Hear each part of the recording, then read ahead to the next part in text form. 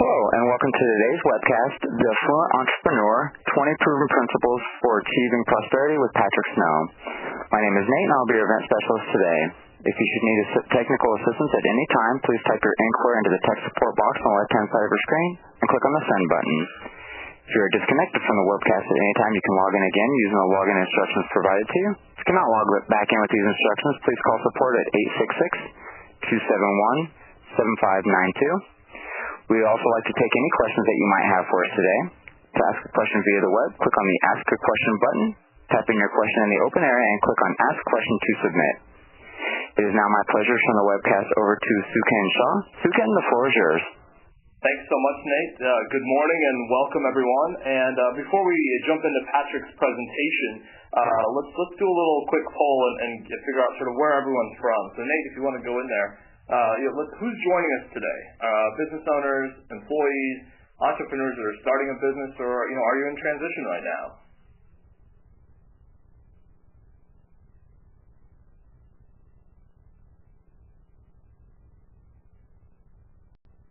Looks good. Looks like we have quite a few people that are business owners and employees, and quite a few entrepreneurs as well. So very excited about that. All right. And our next question, just trying to figure out where everyone's from, Nate.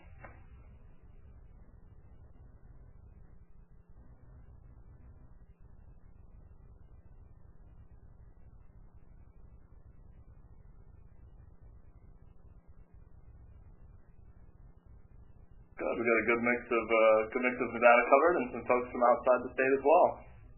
Excellent. Thank you, everyone, for the poll. So let me go through here, and let's talk a little bit about Patrick Snow.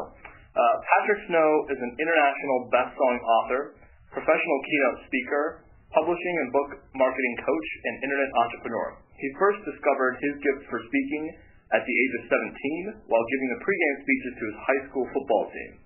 Since then, Patrick has electrified more than 1,500 audiences worldwide to create their individual and organizational destinies.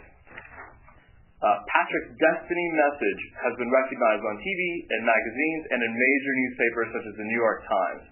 His book and family photo was also featured as a cover story in the December 5th, 2002 issue of USA Today. Patrick is an author of the international bestseller, Creating Your Own Destiny, How to Get Exactly What You Want Out of Life and Work, which has sold more than 150,000 copies since its first printing in 2001. This book and his second book, The Affluent Entrepreneur, have both been picked up by John Wiley & Son and have been republished under the Wiley imprint. He is also a contributing author to numerous other books, including Chicken Soup for the Soul, Life Lessons for Mastering the Law of Attraction. Patrick's mission is to help others overcome their fears by turning their career destinies into personal success. Originally from Michigan, Patrick graduated from the University of Montana in 1991 and has lived in the Seattle area ever since. He and his two sons, Sam and Jacob, reside together on Bainbridge Island, Washington. Please join me today in welcoming the Dean of Destiny, Patrick Snow. Patrick? How you doing, Suken? Can you hear me okay? Yeah. Fantastic. Welcome, everybody, to the call. I'm thrilled to be here, and I got to tell you, Suken, that could very well be the absolute best speaker introduction that I've ever written. So thank you for reading that so eloquently. I'm excited to be here. We're going to have some fun over the next 45 minutes. We're going to spend about 45 minutes to an hour, 45 minutes on the concept of helping all of you become the affluent entrepreneur that you're truly capable of becoming. And then at the end, we're going to open it up to Q&A. And so if you have questions, go ahead and jot those down on the computer screen, and we'll answer those as well. But real quickly, just to give you a bit of background, Creating Your Own Destiny was written 10, 11 years ago, and I've updated it numerous times over the years. And that book was all about helping people understand that a day job is a good thing. But sooner or later, as we all know, that all jobs come to an end, whether it be by retirement, downsizing, mergers, acquisitions, all types of things happen out there in the marketplace. And so for that reason, my philosophy is if we are truly to become the creators of our own destiny, the captain of our own ship, then we need to get involved in free enterprise and entrepreneurship. So Creating Your Own Destiny is all about helping you sort through all of the opportunities out there in the marketplace and transform your most marketable profession into your most marketable passion into your profession. So that's what book one and the two-book series is about. Book 2, The Affluent Entrepreneur, which was just released about 3 months ago from John Wiley & Sons in New York. This new book is all about helping those who are just getting started in business and also those who have been in business for a long time turn up to success, drive more revenue, attract more clients. And so the Affluent Entrepreneur is all about how to make that transition from being a struggling business owner to a successful, affluent entrepreneur. And so that's what we're going to talk about today, is share with you strategies, tips, techniques as to how to do that. And so as we begin today, I want you to know that in writing The Affluent Entrepreneur, I've studied 20 of the greatest, most successful millionaires and billionaires throughout our world. People such as Mary Kay Ash, Richard Branson, Warren Buffett, Andrew Carnegie, S. Truett Cathy, Henry Ford, Bill Gates, J. Paul Getty, H. L. Hunt, Kurt Kevorkian, Ralph Lauren, Larry Page and Larry Brin of Google, Ross Perot, John Rockefeller, Martha Stewart, Donald Trump, Cornelius Vanderbilt, Sam Walton, Frederick Weyerhaeuser, Oprah Winfrey, and others as well. And the reason I share that list with you is what I found is all of these billionaires, they all share the same characteristics, the same traits, the same personalities. They all did the same things. However, they did them in different industries. And so my thought was, as I pursue my goal of being the affluent entrepreneur and helping others do the same, it didn't make sense for me to try to do everything on my own. What I wanted to do was to go out there and find people that have already achieved that level of success and then emulate their success by taking the things that they did and adding those strategies, ideas, and techniques into their business and our business so we can do the same. And so that being the case, we're going to have some fun today. Whether you realize it or not, I want you to get out a sheet of paper and a pen. I'm going to give you a test with 20 questions, and then we're going to do an extra question to determine whether or not you have the DNA that you were born with to become the affluent entrepreneur. So as we begin, let's just get started. Again, if anybody wants to learn more information about me, you can go to my website at patricksnow.com. Again, patricksnow.com. But let's dive right in, because everybody wants to know, how in the world, Patrick, did you end up on the front cover of the USA Today? And as I share this story with you, I want to ask you this question. Are there people in your lives that are your naysayers, that are quick to critique you, that tell you that you don't have what it takes, that are always questioning your career choices? And we all have people like that in our lives. And I had one of those people in my life, and that was my former father-in-law. And for years and years and years, he's been saying, Patrick, who are you to write a book? What qualifications and skills do you have? And my answer is, I took college English, for goodness sakes. And for years and years, he's always wondering, who are you to quit your job at 36 years old and travel the world, all over the world as a professional keynote speaker? And finally, I was like, who are you to mind your own business, for goodness sakes? And so those of you that are grandparents on the line listening, you would realize that it's all about the grandchildren. It's no longer about the sons and the daughters. So as I show you this first slide of the cover story, December 5th, 2002, you're going to notice that there's 3 of us prominently displayed on the front cover. There's myself and my 2 sons, Samuel and Jacob, who are now much bigger, obviously. But there's 3 of us prominently displayed.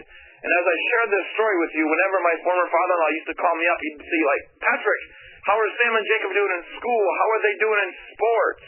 Do they have girlfriends yet? It was never about the speaking or about the book tour. It's always about the grandchildren. So long story short, that morning, December 5th, 2002, he called me up with more excitement than I've ever heard from him. And he said, Patrick, you're not going to believe this. I just went to the newsstand. I picked up a copy of today's USA Today. He says, my 2 grandsons are on the front cover of USA Today. And I was like, yeah, who's the big stiff, the big knucklehead sitting right in between? The point is this, is oftentimes in life, whether you're a son-in-law or whether you're a business owner or an entrepreneur as an employee, some people are going to like you, some people won't. So what next? Someone else is waiting. Furthermore, as a small business owner, some people are going to purchase your products and services. Some people won't. someone else is waiting. So I want you to jot that down, SW to the fourth power. And I want you to remember that, as that's a key principle to becoming the affluent entrepreneur that I know we're all capable of becoming. And so with that being the case, that reminds me of one of my all-time favorite sayings. One of my friends and mentors, a guy by the name of Les Brown. Les Brown wrote the book, Live Your Dreams, and It's Not Over Until You Win. And for years and years and years, Les Brown's been preaching this message and teaching me this. He said, Patrick, never, under any circumstances, let someone else's opinion of you determine your reality. Again, let me repeat that. Never, under any circumstances, let someone else's opinion of you determine your reality. And so with that being the case, for years and years I taught that message to my two teenage sons. And about 6 years ago, my older son Sam was a freshman in high school up here at Bainbridge Island High School on Bainbridge Island, Washington. He was playing on the JV lacrosse team. He ended up being the lead scorer as a freshman. He came home after the season. He said, Dad, you know what? I want to play college lacrosse. And I said, son, we've got a problem. I said, not only do I want to play college lacrosse, I want to play Division I college lacrosse. And I said, great, we're going to try to do everything we can to support you in that dream, but this is ultimately up to you. And I said, we have a problem. He said, what's the problem? He said, the problem is, Dad, I said, the problem is, son, is that you got 2.85 GPA.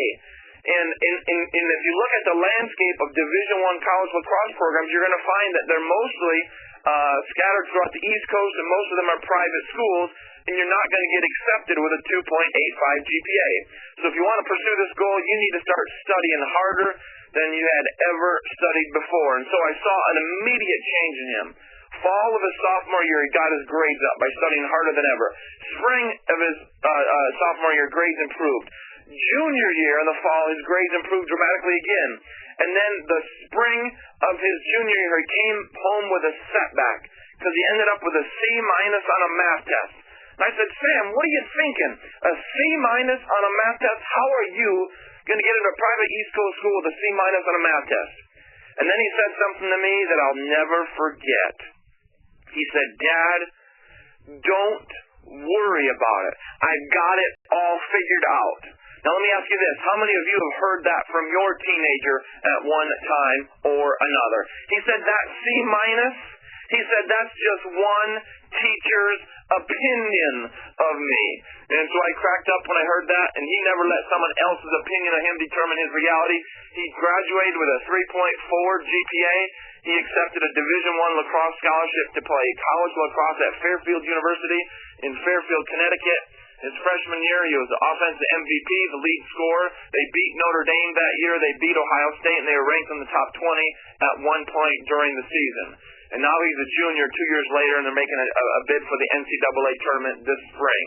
My point is this, is that we all need to take that same mentality that Les Brown taught us, and that is that never should we let someone else's opinion of us, or never should we let someone else's limiting beliefs become our limiting beliefs.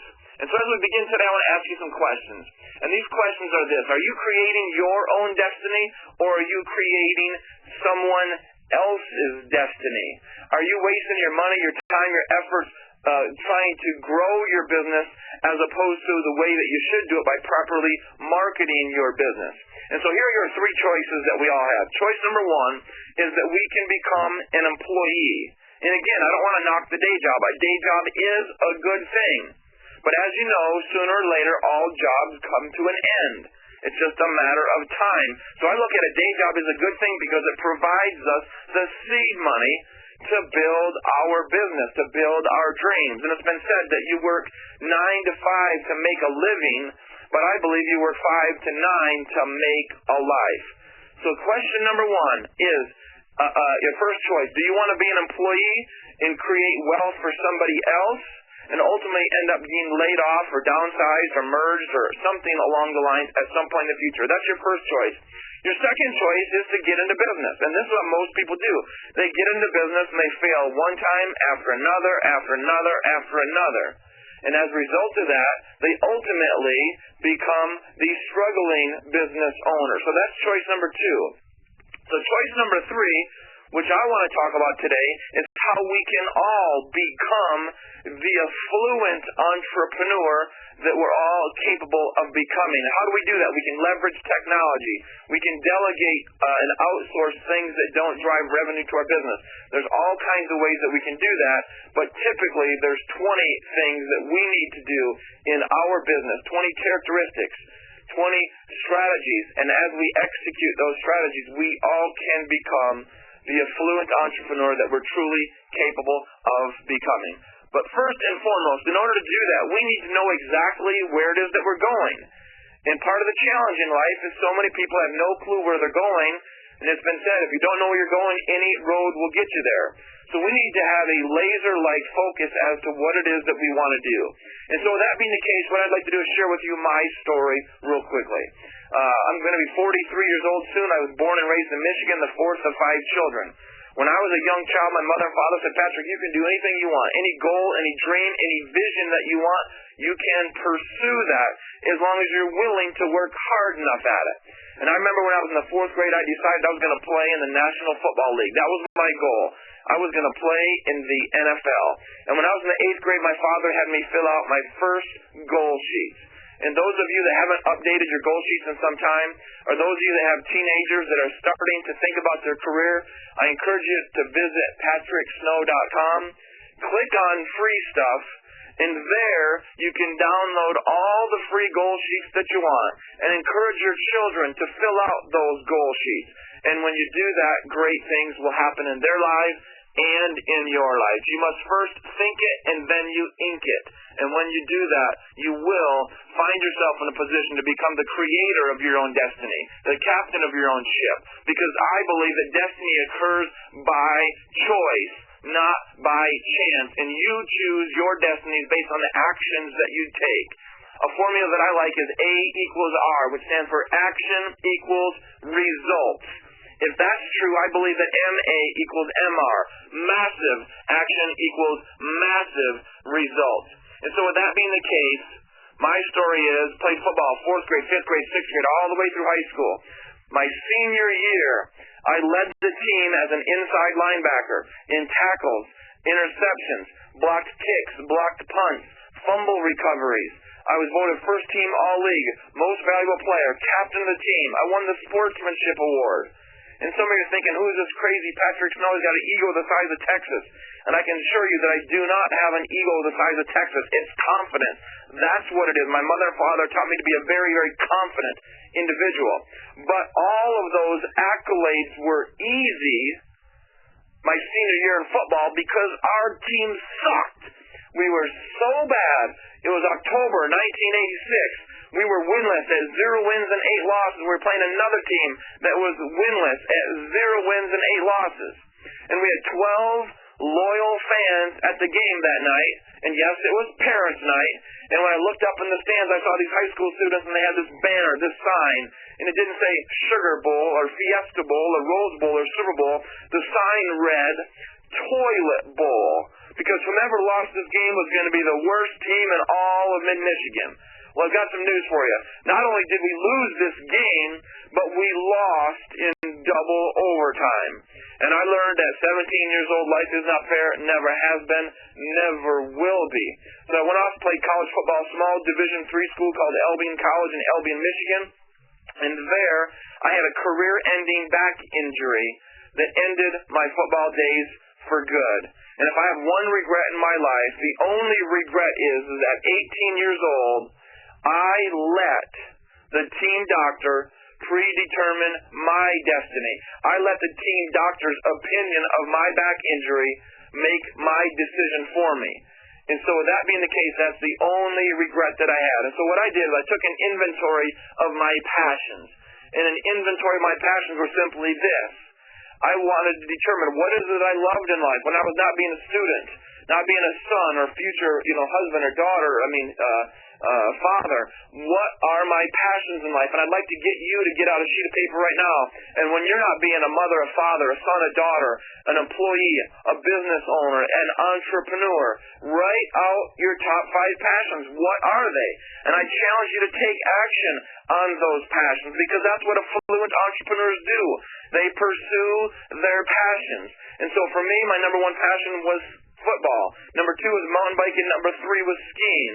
And the point is this: now that I scratched football off the list, my number 2 and 3 passions were mountain biking and skiing. And so what I did is I took out a college application, mailed it in to the University of Montana. I sent the application in. I was accepted at the semester break.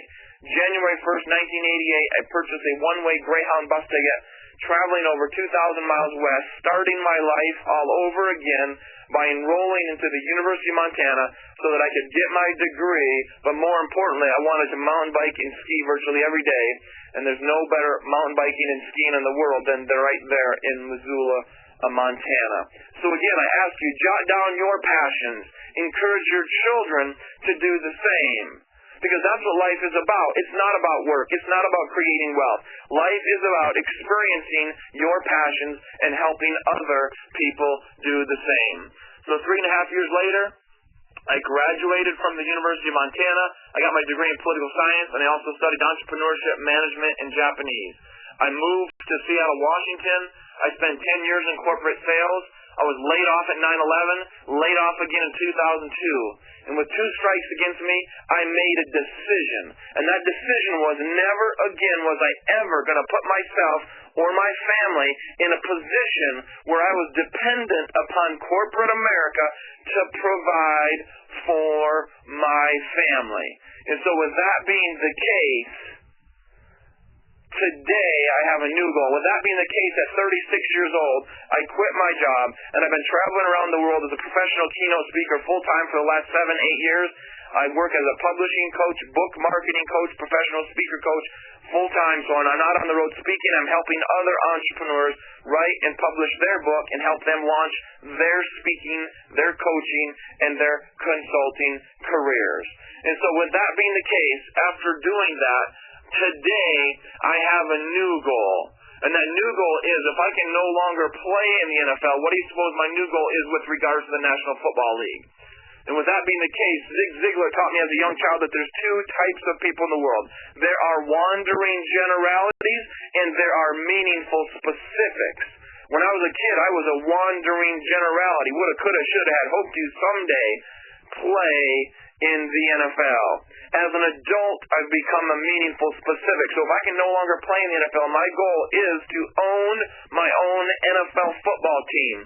My team's going to be called the Hawaii Tiger Sharks. We're going to open operations in Honolulu in 2020. I've already been in contact with the NFL, already been in contact with the people at the Aloha Stadium. They're already renovating the stadium to encircle or encompass the Aloha Stadium to make it size to fit an NFL team. With that being the case, some of you are thinking, well, who is this crazy speaker on the line? Because how many of you have priced an NFL franchise recently? And the reality of it is, if you look at Forbes magazine, you'll find that the lower end NFL teams, such as the Seattle Seahawks and the Arizona Cardinals, are valued at about $750 million.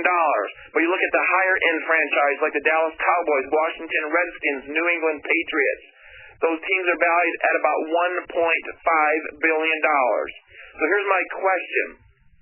How is it that Patrick Snow, a struggling underdog, someone who's fighting in the arena of life doggedly day after day, pursuing his dreams, visions, and goals, how am I going to raise $2 billion to achieve this dream of owning my own NFL team? Again, how am I going to raise $2 billion? And here's the answer. I have no idea. And the point is this, is that we need not know the how. I've got a mentor friend of mine, a guy by the name of Larry Olson. I helped him get his book published, titled Get a Vision and Live It. And this is what he says about vision. He says, first we need to taste our vision, touch our vision, smell our vision, emotionalize our vision, and finally own our vision. And once we learn to own our vision, the how slowly presents itself over time. It was W. Clement Stone who said it best. He said, if you want something bad enough, you tell enough other people what it is that you want, and sooner or later someone or something will show up in your life and help you get it. I termed a quote many years ago about vision that says this: only those who can see the invisible can achieve the impossible. And ultimately, it's the belief in your vision that holds the key to creating your own destiny. So again, you don't need to know the how. Just own your vision. Tell enough other people about your vision, and then that how will appear slowly over time. And the reason I tell that story about the Hawaii tiger sharks is all I need is one wealthy billionaire investor in Hawaii to write a check for $1 billion. We'll get their neighbor across the street to write a check for a second $1 billion. And the coolest thing is, by sharing this story over the last 5 years, I've attracted a billionaire investor into my life that's willing to write a check to make this happen. And so now, instead of the odds being 1 in 10, the odds are maybe 2 or 3 in 10, because the NFL wants a team in Toronto, in Los Angeles, in the UK, before Honolulu. But we're still going to work on it and still going to make that happen. So with that being the case, again, my books are Creating Your Own Destiny and The Affluent Entrepreneur. If you want to pick up a copy of either of these two books, you can get them anywhere that books are sold. Probably the best place to get a copy of the book is your local Barnes & Noble, or you can just order online at Amazon.com. So let's dive in and let's take a test. Let's take a test on how you can become the affluent entrepreneur that you're truly capable of becoming. Let's see if you have the DNA to do what it takes to be successful in business.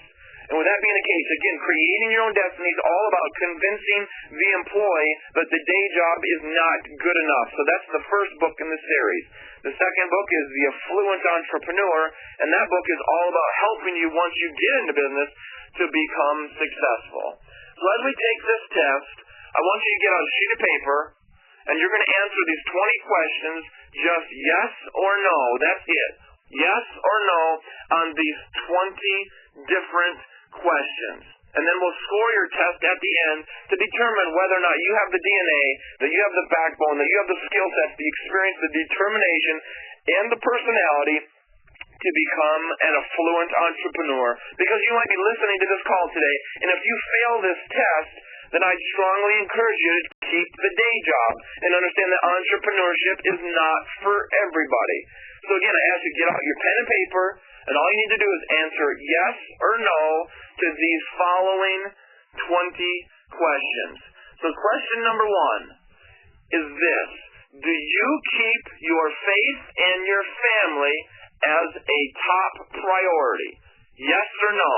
Do you keep your faith and your family as a top priority? Yes or no? Question number 2. Did you learn how to earn income early in your teenage years? Again, did you learn how to earn income for yourself early in your teenage years? Maybe it was babysitting, mowing grass, doing a paper route. Did you learn to earn money early in your teenage years? Yes or no? Question number 3. Can you clearly see your visions and you never stray from your beliefs? Yes or no? Can you clearly see your visions and never stray from your beliefs? Yes or no? Question number 4. Are you quick to identify and take action on multiple opportunities? And what's amazing is this: I recently spoke in Dallas, Texas, and I was down there visiting the Dallas Cowboys' new football stadium. And I was blown away to learn that Jerry Jones owns 37 different businesses. Furthermore, Richard Branson is one of the billionaire entrepreneurs that I featured in my book. And it was blowing me away when I learned that Richard Branson of the Virgin Atlantic Airlines, Virgin Atlantic Records, he owns 300 different businesses. 300. So don't you think that you can keep your day job and then have a small business going on the side? Of course you can. So question number 4 is, are you quick to identify and take action on multiple opportunities? Yes or no? Question number 5. Will you begin a project even if you don't know how to finish it? Again, yes or no, will you begin a project even if you don't know how to finish it? Because remember, you don't need to know the how. Once you taste, touch, feel, smell, own, and emotionalize your vision, the how will present itself slowly over time. Question number 6. Is your self-confidence often mistaken for too big of an ego? Yes or no, is your self-confidence often mistaken for too big of an ego? And I got to tell you, every entrepreneur must have a very, very high self-confidence in order to succeed in business. But oftentimes, many people misunderstand our self-confidence as having too big of an ego. Yes or no for you? Question number 7. Are you driven to accomplish huge goals and make a difference in the world? Again, yes or no, are you driven to accomplish huge goals and make a difference in the world? Question number 8. Are you willing to work tirelessly and do whatever it takes to get the job done? Again, yes or no, are you willing to work tirelessly and do whatever it takes to get the job done? Question number 9. Do you ignore ridicule from others for having an optimistic mindset? Yes or no? Do you ignore ridicule for others for having an optimistic mindset? Have your friends been calling you a dreamer? Have people been telling you that you got to get real, that you got to come down to earth? Yes or no? Right? Question number 10. Have you almost always used angel investors to fund your business? Yes or no? Question number 10. Have you almost always used angel investors to fund your business? One of the principles that I talked about in my book is all about OPM, other people's knowledge, other people's talent, other people's skills, other people's experience, other people's education, but certainly other people's money, OPM, and virtually all of the billionaire entrepreneurs that I profiled all got started using OPM, other people's money. Number 11, are you committed to mentoring the youth of today to become the leaders of tomorrow? Are you committed to mentoring the youth of today to become the leaders of tomorrow? Yes or no? Question number 12. Are you independent and you do not recognize other people's authority over you? I mean, do you get along with the boss or not? Again, question number 12. Yes or no? Are you independent? You walk to the beat of your own drum, and you do not recognize other people's authority over you. Yes or no? All right, question number 13. Are you a leader, or as a leader, are you concerned with how many people are following you? And I love this, because here's the deal. Most people, or many people that are kind of like fake leaders, or trying to become a leader, and yet they don't really have the skill sets of being leaders, they're constantly looking behind them, trying to determine how many people are following. And what I found out as I studied these billionaires in my book, The Affluent Entrepreneur, that none of these billionaire leaders ever looked behind to see and count how many people were following them. See, true leaders don't care if anybody's following them. True leaders gather a following because of their vision, their determination, their mindset, their ingenuity. And so question number 13, as a leader, are you concerned with how many people that are following you? Yes or no? I should say you're not concerned. If you're not concerned, answer that question as yes. That's a misprint. It should say you're not concerned with how many people are following you. That would be a yes. All right, question number 14. Are you a rule breaker and you're willing to do what is ever right to achieve a greater good for society? And I love this. History is made by those who break the rules. And as a Christian, I follow all of God's rules. But there are many, many man-made rules that have been known to break a time or two. So question number 14, are you a rule breaker, and are you willing to do whatever is right to achieve the greater good for your business, for your clients? Question number 15, do you take calculated risks to grow your business? Do you take calculated risks to grow your business and serve your clients? Yes or no? Question number 16. Are you a fan of the underdog and believe that nothing is impossible in life? Yes or no? Are you a fan of the underdog and believe that nothing is impossible in life or in business? And maybe a better way to answer this question, are you a New York Yankees fan or a Boston Red Sox fan? If you're a Red Sox fan, you're a fan of the underdog. If you're a Yankees fan, you're probably not a fan of the underdog, as they've won more world championships than any other Major League Baseball team. Question number 17, yes or no?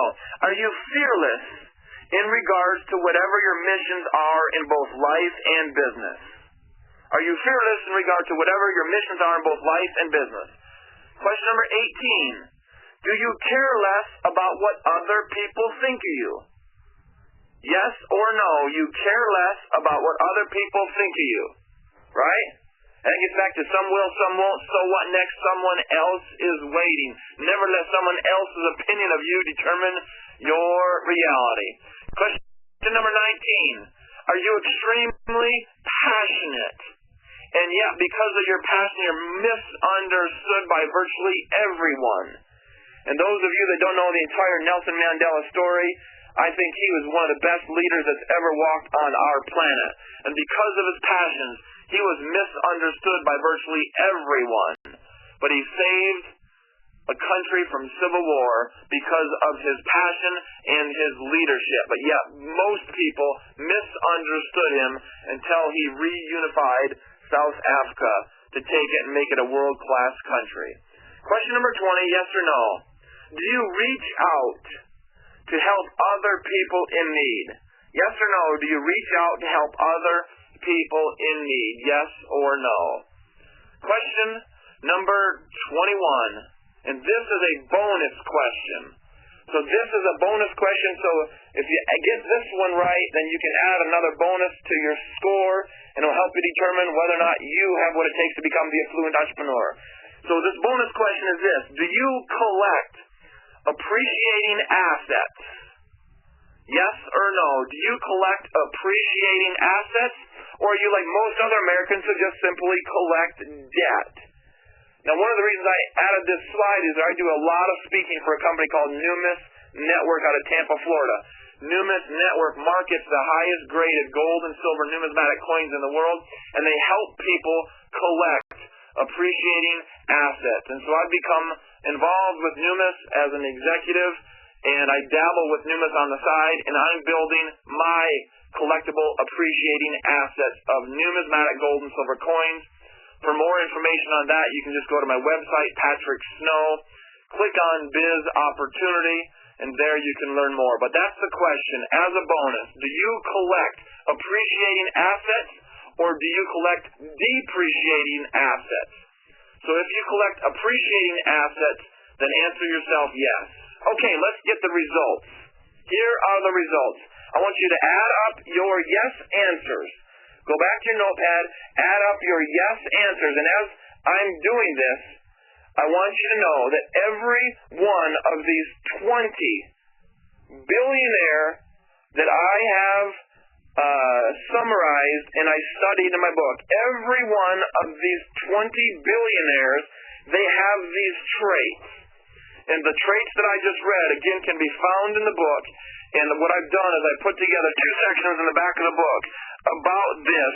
And the first section is this. It just simply says this: the 20 character traits of affluent entrepreneurs. And those questions were based on these 20 character traits. And then in addition to that, I put together the Affluent Entrepreneur's Creed as how we can take these 20 principles, add them into our lives. So again, I want you to add up your scores, 1 through 20, and let's have a look at the results. If you scored 0 through 10 yes, then I strongly encourage you to keep your day job, and you're probably not well suited to become an affluent entrepreneur, let alone an affluent entrepreneur. All right, let's take a little bit further. If you answered 11 through 15 as yes, you're probably going to succeed in business. 11 through 15 yeses, you're probably going to succeed. Now here you go. If you've answered 16 or more yes, then there is no doubt in my mind that you will become the affluent entrepreneur that you desire to be. And again, in the book, The Affluent Entrepreneur, the 20 billionaires that I featured in this book, all of them would score a score of 16 or higher. And also, I do have to apologize. The guy's name is Kirk Kokorian. I mispronounced his name, and I apologize. And we had somebody send me James, thank you very much for that correction. I apologize for that. So those are your test resorts. And so now with that being the case, I want to spend about 5 minutes before we finish up and go into Q&A and share with you some strategies as to how you can succeed as an affluent entrepreneur. So I'm going to give you 5 or 6 strategies as to how you can succeed as an affluent entrepreneur by putting real-life principles in place in your business. And the first is advertising versus marketing. Now, we know that advertising and marketing are a component of the exact same business plan. The problem is that advertising is very, very, very expensive. Sometimes it doesn't work. So my recommendation is that you spend your time, your efforts, your energy on marketing your business, not on advertising. And my friend S. Truett Cathy at Chick-fil-A, he's in the chicken business. And he realized he couldn't compete with McDonald's because McDonald's spends $2 billion a year on advertising. So he took out these billboards in Atlanta, Georgia, with these 2 cows on a billboard painting these signs that said, "Eat more chicken." Because if you're a cow, you want people eating chicken. If you're a chicken, you want people eating beef. It's a love-hate relationship. So the first sign was eat more chicken. The next sign said 5 out of 5 cows agree, eat more chicken. And due to this marketing campaign, Chick-fil-A literally got hundreds of millions of dollars worth of free publicity and buzz as a result of these campaigns. And again, I was wrong. Maybe I said $2 billion. That's what McDonald's spends on advertising. So Chick-fil-A was a little more intelligent, and they spent their money on marketing, not on advertising. The second one is this. This is my sales success formula I developed over 15 years in corporate sales. And it's simply this. Instead of us looking at our prospects as dollar signs in their forehead, we need to understand that friends buy from friends and people buy from those they like. With that being the case, it's important to know that we need to put this sales success formula into use in our lives. And the formula is this. And this may be the most important mathematical formula that you've ever learned in your life. And it's simply this. It's trust plus respect plus need plus asking equals money or equals a dollar sign. So develop trust and respect with your prospect, qualify their need, and then ask them to join you in business. And the reason why I've got the A underlined is ask is the most important part of it. You must ASK to GET. So that's the sales success formula. Number 3 is the rule of 7. The rule of 7 says this. Napoleon Hill in his book, The Law of Success, says on average it takes between 7 bits of communication between buyer and seller for sale to transpire. 7 bits of communication between buyer and seller for sale to transpire. But one study shows that 94% of sales professionals give up on their prospect after just 3 bits of communication. So we should not assume that people are not interested. We should assume they haven't had the time to evaluate it. And I know many of you are like me on the line where you get hundreds of emails every day and you don't have time to read them all. So don't think that because you sent somebody an email, a proposal about your business opportunity or about your, purchasing your sales, your products or service, they haven't gotten back to you doesn't mean that they're not interested. It means that they haven't had time to evaluate it. So use the rule of 7. The next is the 50% rule. The 50% rule says this. If you're like me, you're the CEO of your company. But I'm also the janitor, and I suspect you are as well. I'm also the VP of sales, the accounts receivable, the accounts payable, the director of customer service. And see, as a small business owner, we wear a multitude of hats. The problem is the bigger our business gets, the more time we get stuck doing all those admin things that don't drive revenue to our business. So if you want to continue to grow your revenues, you need to spend 50% of your working hours on prospecting. That's it. Focus on the prospecting. Outsource all the menial admin and stuff, and good things can happen to your business. Okay, next is walking a mile in your prospect's shoes. Now, there I am working at Subway. And you're probably thinking, wait a minute, Patrick, I thought you were an author and speaker. What are you doing moonlighting working at a Subway? Well, here's the story. 2 years ago, as a professional keynote speaker, I called up Subway in Milton, Connecticut, and I said, I want to be your keynote speaker at your international conference in Chicago. And the meeting planner was grateful enough to allow me to come in and sit down and meet with them for an hour, talk about what I had planned on doing, and they wanted to interview me and see if I was humorous, entertaining, inspirational. And at the end of the hour, they said, okay, Patrick, we're not going to be able to cover your full $25,000 speaking fee. We're not going to be able to do that. The only thing we can do is we can offer you one night's hotel, round-trip airline ticket, and we're going to pay you $15,000 to come address all of our franchisee owners at the international conference in Chicago. And I said, you know what, I'm thrilled about this opportunity, but I got to tell you that I will not address your franchisees unless you give me an opportunity to volunteer a 4-hour lunch shift, working on the line, making sandwiches, baking bread, taking out the trash. And there I did exactly that. And the meeting planner dropped her jaw and she said, Patrick, we've been booking speakers for 20 years, and not once have we ever had a speaker offer to actually go work in a Subway store. And the way that I looked at it is I made $7,500 one day to make sandwiches and $7,500 another day to actually give the keynote presentation. And so my point is this, is that we need to walk a mile in our prospect's shoes. Maybe your prospect's going through a divorce, a bankruptcy, a foreclosure. Maybe they've got a loved one in their family that's ill. And once we understand and empathize exactly what's going on in their lives, then they're more apt to do business with us. And I got a standing ovation at this event, and the franchisees owners came up to me and said, never before have they ever seen anybody willing to put on the plastic gloves and do that.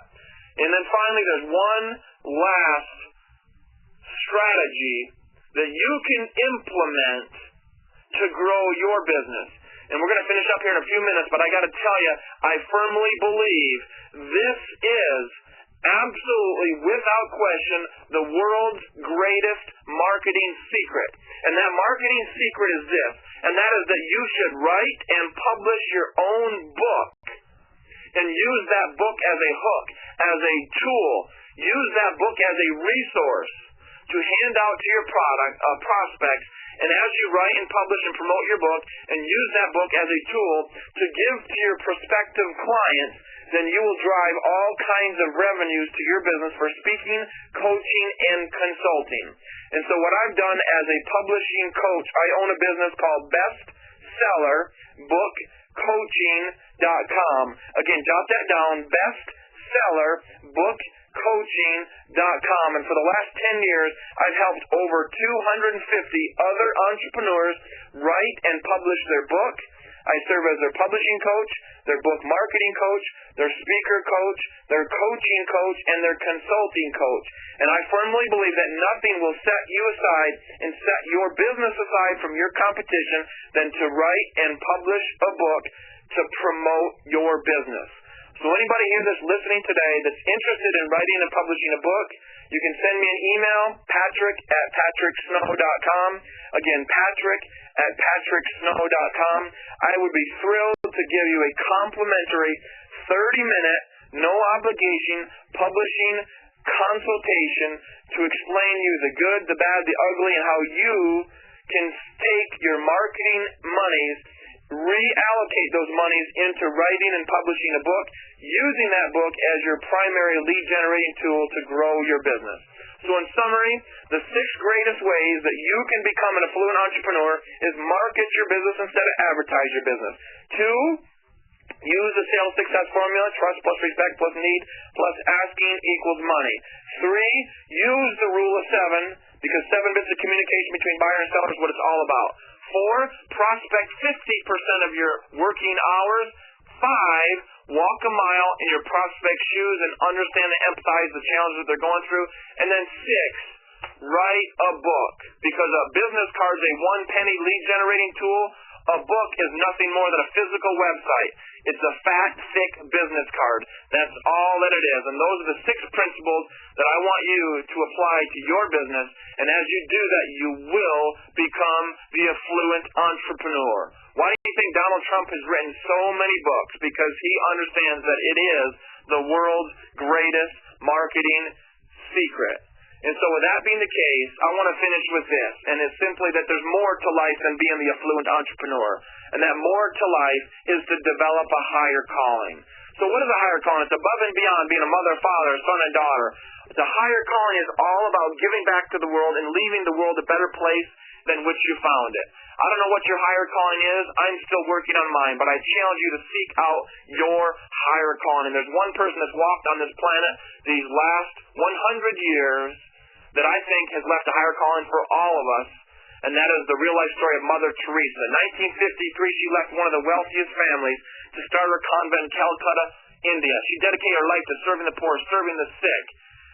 And you can say this as a result of her life. There's an old Indian saying that says this: when you were born, you cried, and the world rejoiced. My challenge for all of you today is to understand that as you go out and become the affluent entrepreneur that you're truly capable of, that all of these affluent entrepreneurs, they give of themselves, they give of their time, and they make their faith and their family a top priority. They help the youth of today become the leaders of tomorrow. And I challenge you to do the same, and furthermore, I challenge you to live your life in a manner in which when you die, that you rejoice and the world cries.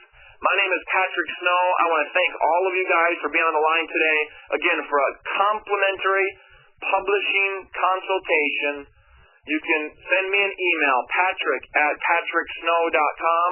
We'll get that set up. Again, patrick@patricksnow.com is my email address. You can also text me if you'd like. My cell number is 206-310-1200. That's 206-310-1200. And also you can befriend me on Facebook, and I'd be thrilled to help all of you guys become the affluent entrepreneurs, guys and gals, become the affluent entrepreneur that you're truly capable of becoming. And if we don't get a chance to personally work together, I encourage you to go to Amazon.com, go to Barnes & Noble, pick up a copy of Creating Your Own Destiny, pick up a copy of The Affluent Entrepreneur. If you want me to sign your book, you can go to my website, patricksnow.com, click on Contact Patrick. There you'll see my P.O. Box. If you mail me your book with a $5 on the inside flap of the book, I will sign your book, inscribe it to whomever that you want. I'll take that $5 and I'll buy a $4.95 postage, and I'll ship your book back to you at the exact same address. I want to thank you all, and we're going to open up for Q&A. So Ken, here we go.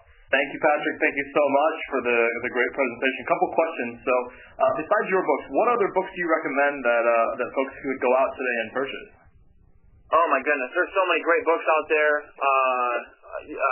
Any book that Les Brown's ever written, any book that Brian Tracy's ever written, any book that Zig Ziglar's ever written, any book that Mark Victor Hansen, Jack Canfield has ever written. Those are some of my all-time favorite authors. Stephen Covey's good as well. The reality of it is we just got to turn the TV off, get rid of that negative news out of our lives, and spend our time reading books. And if you don't have the time to read the books, turn your automobile into your rolling university and purchase the books on CD, and then listen to the audio versions of those books. And that's another way to do that. Great question from Eric is, what are some of the best ways that you know to market your business rather than just advertise? One of my all-time favorite ways, and I earned $100,000 doing this, and that is take your business card, and on the flip side of your business card, put your book cover on the flip side of that, and post that book cover on every community bulletin board wherever you can. So the best way to market your business, without question, is to write and publish a book. And I spent 5 years and $20,000 doing that. Today, you can get a book published in 3 months, 4 months, 5 months, and we can do it for $4,000, $5,000, $6,000, $7,000, depending upon hardcover, softcover, and the page count. So without question, the best way to market your business is to write and publish a book, because no other tool out there can drive those revenues to your business in that regard. All right, we'll take one more and then we'll wrap things up. But a question is, we've heard that you can sort of fail your way to success. Do you believe in that? Oh, without question. I've failed more times than I would even care to admit. And really, the reality of it is there is no such thing as real failure. Failure is nothing more than amazing life experiences that happen to you that net you a different, undesirable result. And every time you fail, you learn more about yourself. You learn more about what you did. And as a result of that, I firmly believe the more times that you fail, the more times that you succeed.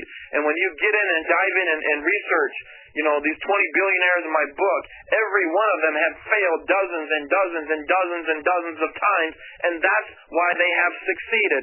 So when you fail, don't look at it as a failure.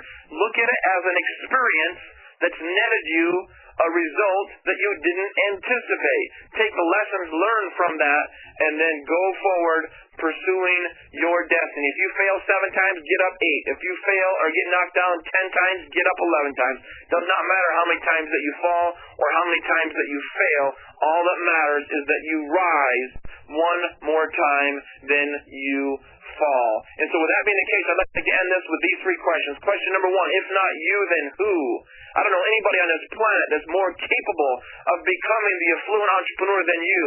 Question number 2 is, if not now, then when? If not now, then when? If there's learned anything from 9/11, that is that we all have an expiration date, and all we have is today. Question number 3 is, if not this, then what? What other opportunity is there going to be other than you marketing your most marketable passions, turning those into your professions? And then if not here, then where? You have the skill sets, you have the talent. All you need to do is literally persist until you succeed. And I got to tell you, there's one more author that I forgot to mention. That is Og Mandino. Read all of Og Mandino's books. I think he has 13 books. Og Mandino is my all-time favorite inspirational author, and he simply says this, is that we must persist until we succeed. Thank you, Patrick. And for the folks that are remaining, we're going to wrap up here, but you can find Patrick's webinar on demand starting in the next 48 to 72 business hours. We'll be on nevadasmallbusiness.com. You can find us on Facebook, Twitter. Also check us out on YouTube as well. And then we will be back on November 3rd, Thursday, November 3rd. The webinar then is Building and Retaining Wealth Through Strategic and Tax Planning with Kurt Anderson of Fair Anderson and Langerman and Carl Rowe of Clarity Advisors to Management. This webinar is presented by the Private Bank, by Nevada State Bank. And we're very excited. This web event will feature 2 of Nevada's most respected experts in financial and tax planning. Very excited, so hopefully we will see everyone on Thursday, November 3rd, and thank you to Patrick and everyone that attended today's webinar. Thank you to all our participants. We hope that you found this webcast informative. Have a great day.